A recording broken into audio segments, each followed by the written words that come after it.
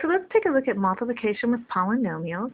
And here we can see we have a monomial times a trinomial. And this is in parentheses. And we're going to use the distributive property. So I'm going to take all of 3x squared, and I will distribute that out to 2x squared, and then to the 3x, and then to the 1. So 3x squared times 2x squared gives me 6x to the 4th, and 3x squared times 3x gives me 9x cubed, and 3x squared times 1 gives me 3x squared. So this is my final answer. That's distributing a monomial times a trinomial. I do the same method, a monomial times a binomial. But now we're going to look at what if we have a product of two binomials. So we're going to use a method called FOIL. But basically what FOIL is just using distributive property. And what I notice is when I do distributive property, I can take this first term here in this binomial and multiply it to that first term, and then take this first term and multiply it to that first term. And then take this second term and multiply it to the first term there, and take this second term and multiply it to that second term. And so that is, I'm using distributive property, but we can also call that distributive property FOIL. And FOIL will stand for the first, and here are the first two terms. So I'm multiplying the first two terms together. And then outer, here are the outer terms, so then I multiply the outer terms together. And then inner, here are the two inside terms, so I multiply those together. And then last, here are the two last terms, so I multiply those together. And a way to remember that is FOIL, first, outer, inner, last. And so what I do is I take the first and I multiply them, so 2x times 3x, plus the outer would be 2x times 4, plus the inner would be 1 times 3x, plus the last would be 1 times 4. And now I'm going to go ahead and take those and multiply and combine like terms. Well, I'll multiply 2x times 3x gives me 6x squared, and 2x times 4 gives me 8x, and 1 times 3x gives me 3x, 1 times 4 gives me 4. Now combining my like terms, I combine my outer and my inner terms, and that gives me 11x. And I will always combine my outer and inner terms. And here is my final answer. That is multiplication using FOIL. So here's another example. I have x plus 2 times x plus 3. So that's going to be x times x is first. X times 5 is the same as saying 5 times x. That's outer. Inner is 2 times x. And last is 2 times 5.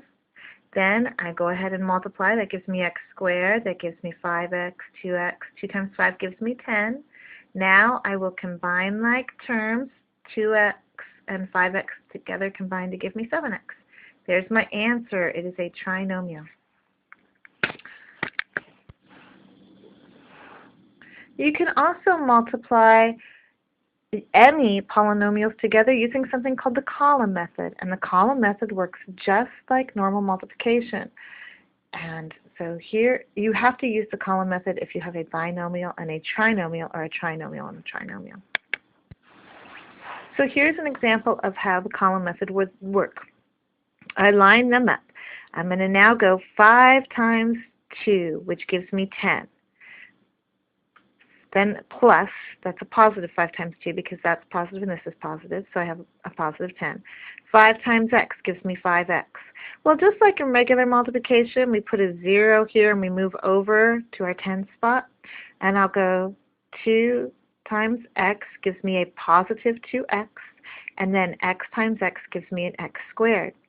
So now, just like in regular multiplication, I'm going to add these together, and 10 plus 0 gives me 10, 5x plus 2x gives me 7x, and x squared just gives me x squared. So this method will work on a binomial times a binomial. You can also use this method if you have a binomial times a trinomial. So I'm going to put the trinomial up here on top, and then here is my binomial down here. I'm going to go 5 times 3, that's a positive 15.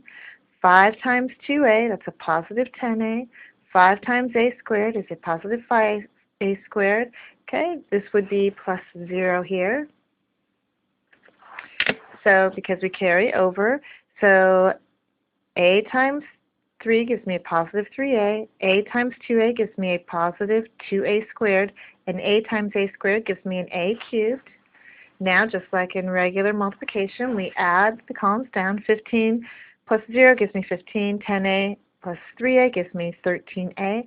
5a squared plus 2a squared gives me 7a squared, and the a cubed just comes down. So there is my answer. Now, sometimes we have special products, like a plus b squared. Well, what does a plus b squared mean? It means a plus b times a plus b. So if I write that out as a product of two binomials, what I notice, I can do my FOIL method, and that just becomes a times a plus a times b for outer, a times b for inner, and b times b is b times b. So that's a squared plus 2ab, when I combine like terms, plus b squared. So here is a little special formula which says a plus b squared is equal to a squared plus 2ab plus b squared. And what you'll notice, this is a very common mistake that students make, and that is that they say a plus b squared is equal to a squared plus b squared, and it is not.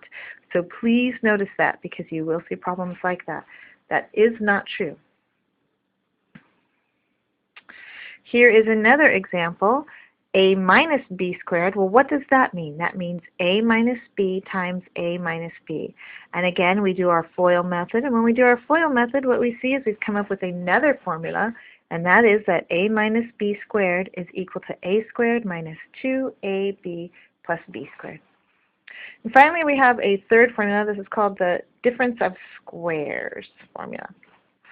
And what I notice is that if I have a plus b times a minus b, so they're going to be the same in the front, but they'll just be opposites here. We'll go ahead and do FOIL, and look what happens. The outer term and the inside term, they cancel each other out. So I'm just left with a squared minus b squared. So our final formula is a plus b times a minus b is equal to a squared minus b squared.